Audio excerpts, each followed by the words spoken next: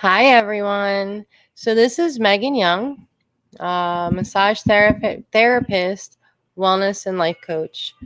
Today, I wanted to talk about weight loss. So, a few weeks ago, I put on a picture of what I used to look like and then what I look like now.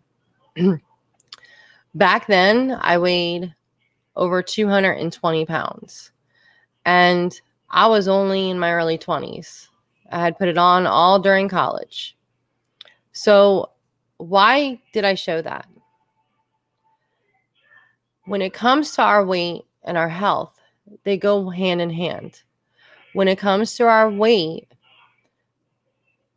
the more of the foods that I know we love, because I love them too, we eat, generally, the heavier we become. So, what this can do over time is, as some of you might have realized already, excuse me, what this can do over time is can create a high cholesterol. It can create pre-diabetic situations.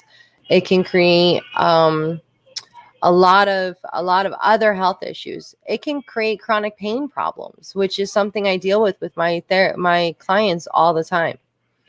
So we really need to look at our weight.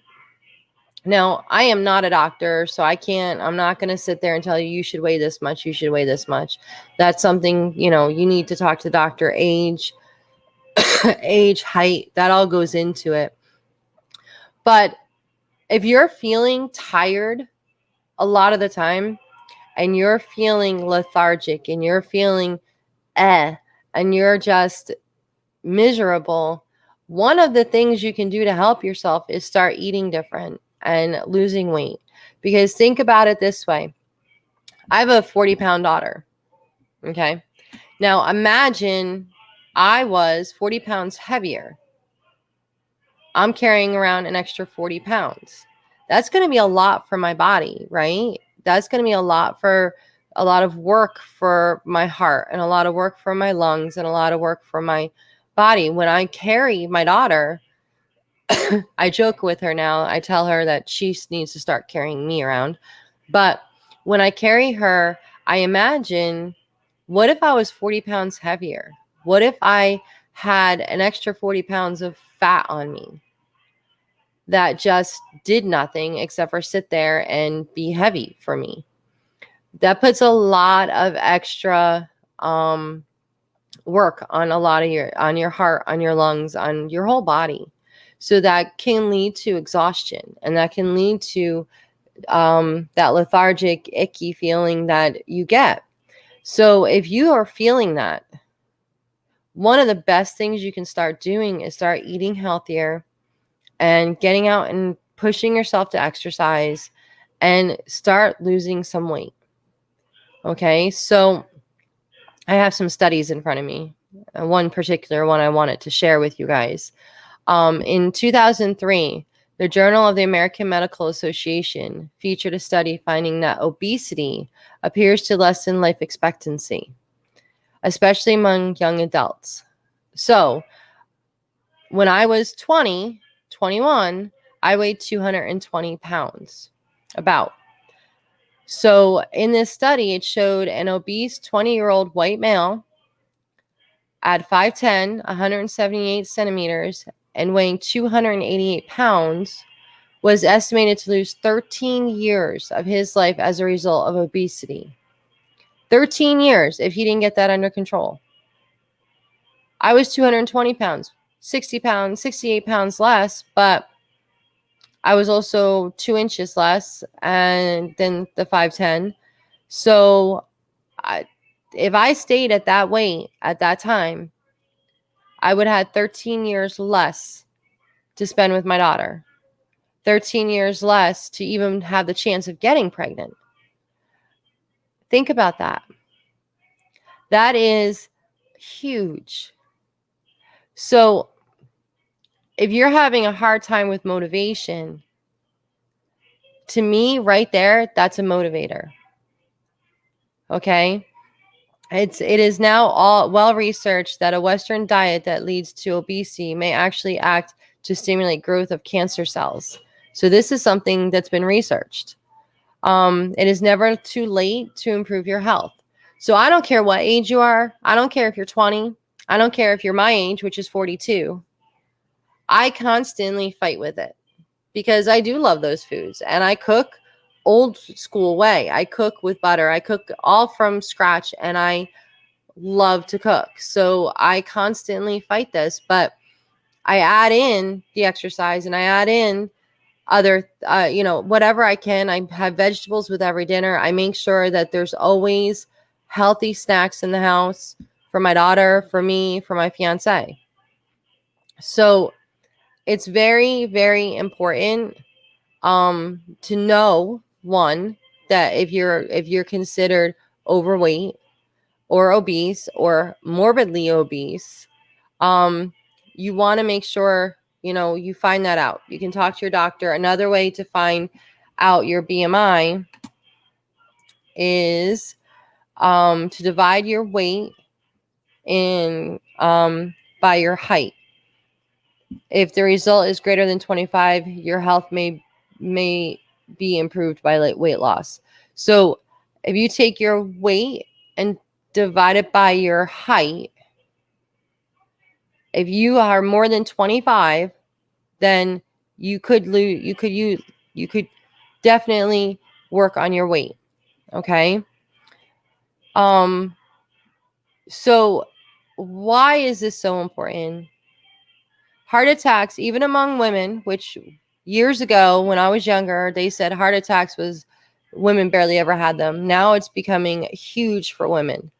And we need to make sure, as women, we need to make sure that we watch our weight so that that heart attack ratio goes down. Same with men. I mean, men, it's always been a higher statistic for men than women. Now it's becoming higher for women. That's the only reason why I mentioned that. You want to match your diet to your body's requirements. If you eat and drink more calories than your body requires, then guess what? Those calories turn to weight. You're going to put on weight. So you need to think about what you're doing and how many calories you're burning. Now, I don't always go by that, and I understand that calorie counting can be very frustrating. So I really go by, I want to keep myself as active as possible, and I want to keep the amount of bad food down. Like I said, we have vegetables with every dinner. We have lunches usually are some kind of vegetable with some fruit and some, some other stuff, depending on what, the day is brought to me. You want to definitely, you want to have color in your diet. So think of all those wonderfully colorful vegetables and fruits. The more color, the better. Okay, so you want to have a nice, colorful fruit and vegetables with your meals. Okay, so I didn't want to go into this much detail originally, but we're going to keep going. You don't want to eat a lot of fat meat. I know, I love that. I love the grizzle, but you don't want to eat a lot of it. One of the biggest things I hear, and I do it sometimes, more often than I'd like to admit, probably, is I don't eat right away in the morning. I have my coffee or I have my drink, whatever the drink is for that day, usually coffee. But I don't necessarily eat right away. Well, it used to be that it could be 3, 4 in the afternoon before I actually had something to eat. I might be having drinks all day, but I wouldn't necessarily eat anything. The problem with that is that your metabolism starts when you start eating. So if I wait till 4 o'clock in the afternoon to eat and I go to bed at 11 o'clock at night, that's not a whole lot of time for my metabolism to really kick in and really work. So I want to make sure to eat something, even if it's a banana, of some kind of fruit in the morning, get that metabolism revved up as early as possible. Okay. Keep it revved up. So don't eat at like 6 o'clock in the morning, have a banana and wait until 2 o'clock in the afternoon to eat again. One of the things I learned in college when I was and I should have taken the advice back then, was in my women's nutrition class, was 6 or more small meals. Now, a banana could be a small meal. A small side salad type of thing could be a small meal. You don't need to eat big meals all day. You eat 6 small meals, 7 small meals, little things, and you actually keep your metabolism on a high all day. So that's really where you want to keep it as high as possible throughout the day. So in a nutshell, a healthy diet involves more home cooked meals. Now, I know with us being last few months or self quarantining,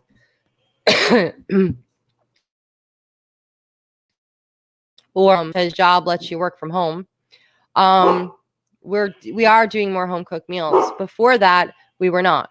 I apologize for my dog. Hold on one second.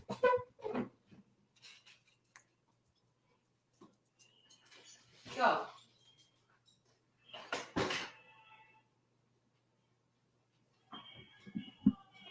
Always something, right? So you want to eat more home cooked meals, less eating out. Why? Why do you guys think that you might want to eat more home cooked meals? Not there's a when you cook at home, you have the higher chance of having better foods. When you eat out, the problem is like, one, the portion size are huge a lot of the time, especially here in America. The portion size are huge, can be huge. You tend to eat a lot of that feel good food, like the pasta and the, a lot of carbohydrates, and that's not as good. Their vegetables tend to be a lot less on the plate, right? So those are some reasons.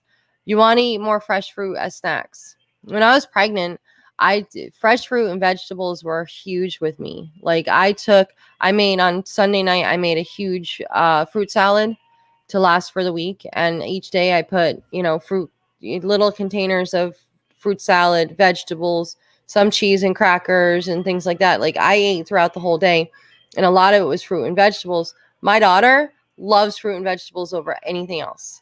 She loves them. So that hopefully had a huge effect on her. But I also lost weight through most of my pregnancy.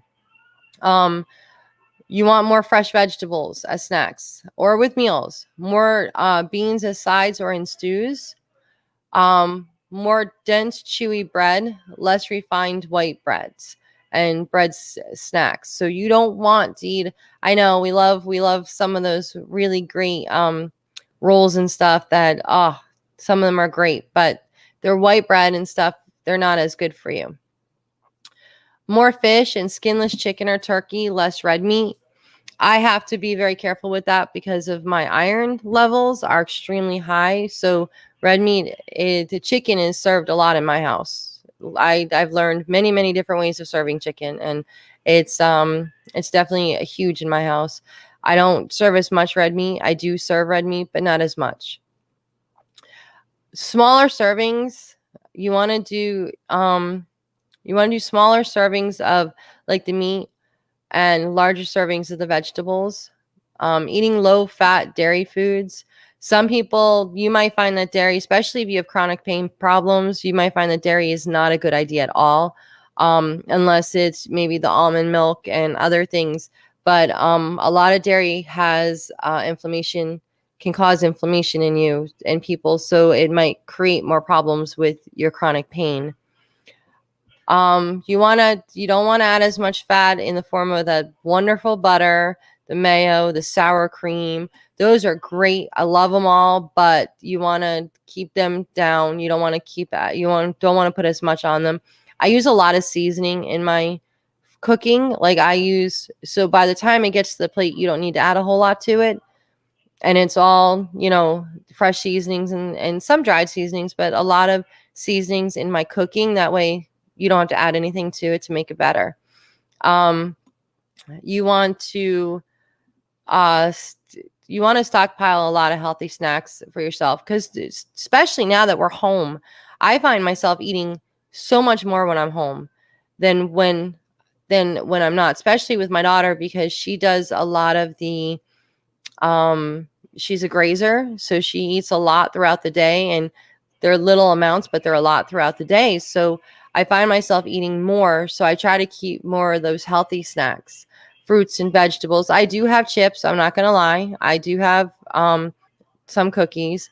I do have the not so great foods, but I try to keep them to a minimum, and, you know, the fresh fruits and vegetables more accessible, so they're eaten more. So those are just some tips, and I am starting a new group for weight loss. It's goodbye weight, hello freedom, and it's mainly because as you lose weight, especially if you're very overweight, as you lose weight, you'll find so much more freedom in your life. You'll have more energy. You'll want to do more things. So I have a new group, and it's called Goodbye Weight, Hello Freedom. And I am going to start putting different tidbits of information in there. It goes along with my wellness coaching and my life coaching that I've gotten into.